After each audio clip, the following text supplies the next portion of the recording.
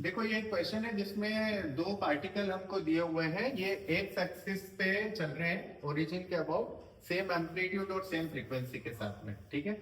और क्या बोल रहा है कि कोई एक इंस्टेंट ऐसा है जहां पर डिस्टेंस a/3 है दोनों पार्टिकल्स की फ्रॉम द ओरिजिन और आइदर साइड, एक उस तरफ है ओरिजिन के और एक इस तरफ है, but their velocities are found to be in same direction. और ये भी ध्यान रखना है कि वेलोसिटी जो है उस समय दोनों सेम डायरेक्शन में है, तब उसका फेज डिफरेंस कितना होगा ये फाइंड करना है।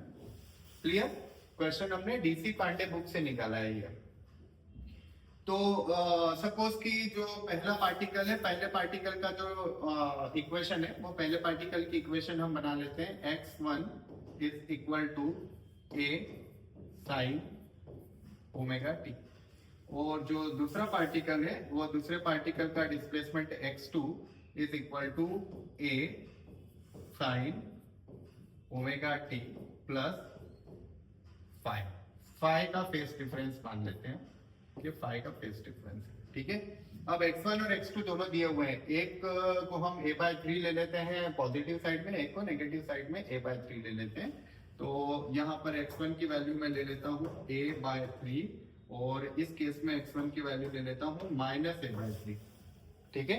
अब अगर इन दोनों इक्वेशंस का कंपैरिजन करेंगे तो कंपैरिजन क्या आने वाला है हमारे पास में, a sin omega t is equal to minus of a sin omega t plus five. क्या आने वाला है comparison, a sin omega t equal to minus of a sin omega t plus five.